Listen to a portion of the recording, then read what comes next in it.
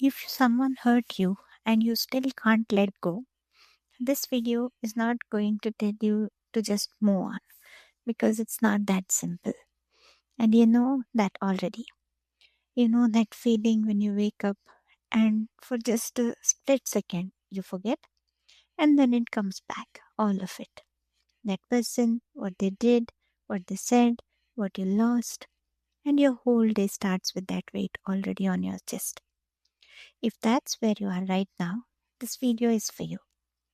Not the glow up and get revenge version, not the 10 steps to healing version, just a honest conversation and what it actually feels like and what actually helps from my experience. Can we just be honest for a second about how bad it actually feels? Because I think we skip over that part too fast. We go straight to healing tips, moving on, and nobody stops to just say it out loud. It's exhausting carrying something this heavy and still trying to show up for your life every day. Maybe the work, answering your messages, laughing at things that maybe actually don't make you laugh at all. Maybe a boss's joke. And people around you have no idea that inside you're replaying a conversation from 3 weeks ago, trying to figure out where it all went wrong.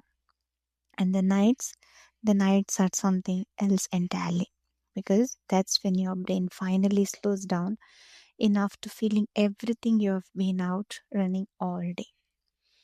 You replay what they said, what you should have said. You imagine different endings. You draft messages in your head you'll never send. Or sometimes you do send them and then you feel embarrassed and then you understand why you did it anyway. I want you to hear something before we go any further today. That does not mean you're weak. That does not mean you're obsessed or too much. It makes you someone actually felt something. And there is nothing wrong with that. The capacity to love that deeply, that's not your fault. It's just hurting you right now. Maybe you have a gift of giving love. I want to ask you something and I want maybe to actually think about it. Are you waiting for something from them? Because a lot of us are, and we don't even fully realize. Maybe you're waiting for the real apology, not the I'm sorry you felt that way one, the one where they actually get it. They actually feel what you felt, where they say exactly what they did, why why they did it, and why it was wrong, and they mean it. Or maybe you're waiting for them to come back to realize what they lost, to show up and say I was wrong, I don't want to lose you. Or you're waiting for closure, the one conversation where everything finally makes sense, where you get to say what you never got to say. That might not come, my dear friend. The apology you deserve, you might never hear it. The explanation, they might not be capable of giving it. The closure you're waiting for, they may have already moved on without a second thought. And I know how unfair that is. I've been there. I have waited too. It is genuinely one of the most painful things about human being, about having a heart, about having real feelings. That you can love someone well, show up completely, and still end up with no real explanation and no goodbye that makes sense. But here is the flip side of that. You don't actually need it from them. The closure, you can give it to yourself. The acknowledgement that what happened was wrong, you already know that. You don't need them to say it for it to be true. Your healing does not require their participation. Let's talk about what letting go actually means. Because I think maybe many of us have completely misunderstood it. When most people hear let go, they think it means forget, move on, stop caring, just like a switch off, and somehow you'll be fine. And when that doesn't happen, we think something is wrong with us. We think we are weak, or choosing to stay in pain. But that's not what letting go means. Not really. Letting go is more like learning to carry something differently. The experience happened. It's part of you now. You can't unfeel it. You can't erase the time you gave, the love you had, the version of yourself you were in that relationship. But for what you can change is how much space you give it in your mind, where it lives in the front seat of your life, driving everything, or whether it slowly over time moves to the back seat. It happened to you, it shaped you, but it is not you. And here's what I really want to hear. Her letting go is not saying it was okay. You can let go of someone and still know completely clearly that what they did was wrong, that you deserved better, that they did not treat you the way they should have. Letting go does not mean they win. Actually, and I genuinely believe this, letting go is the most powerful thing you can do, because staying stuck in the pain, constantly replaying it, that is continuing to let them hurt you. Maybe not actually, but in your mind, when they stay, when you have given them a lot of importance or time, it's like even though they are not part of their daily routine, in your mind, they're still constantly hurting you. Long after they've stopped thinking about you.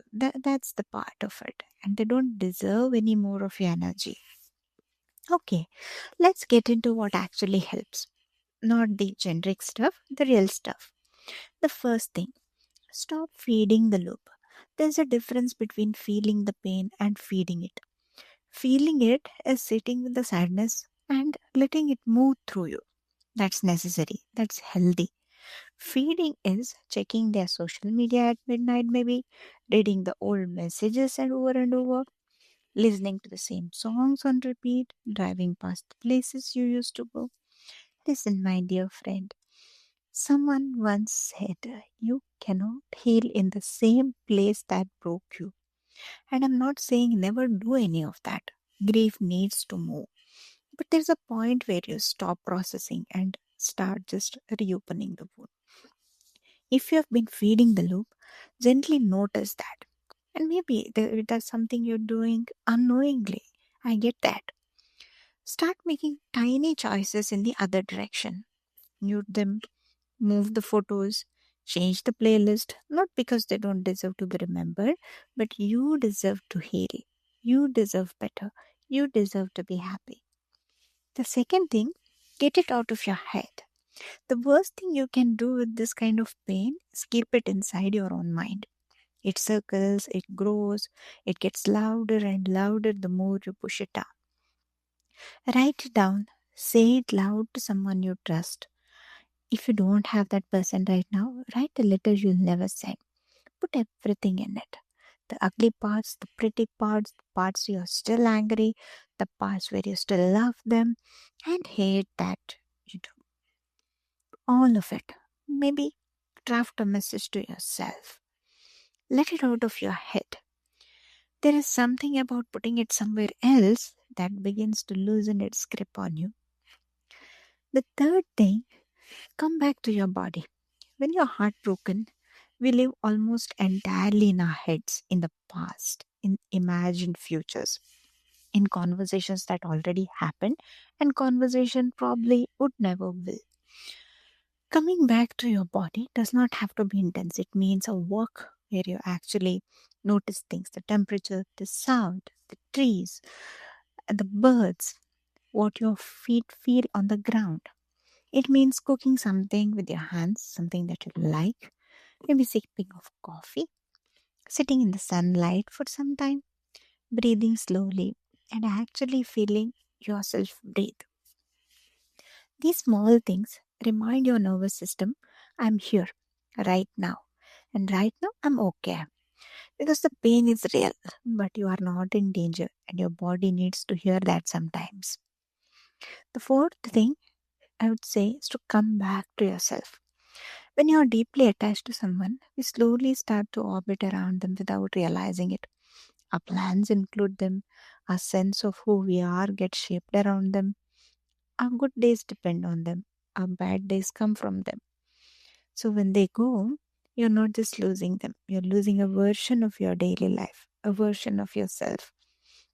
And probably you just think that that version of it just existed because of them. Everything was just because of them. And the path forward is slowly, gently coming back to who you are without them. What do you actually like? What makes you feel like yourself? What were you interested in before everything became about them? You don't need all the answers right now. Just start asking these questions. Start doing small things just for you, not as a distraction, not to get over them, just because you matter and your life deserves your attention. Before we close, I want to say the thing I most want you to walk away with today. Healing is not a straight line. You will always have days where you feel genuinely lighter, where you think, okay, I'm getting through this. And then something small happens, a song, a memory, a message, a date you forgot to forget, and it hurts like it just happened. That is not failure, my friend. That is not proof you haven't healed or you won't. That's just how grief works in waves.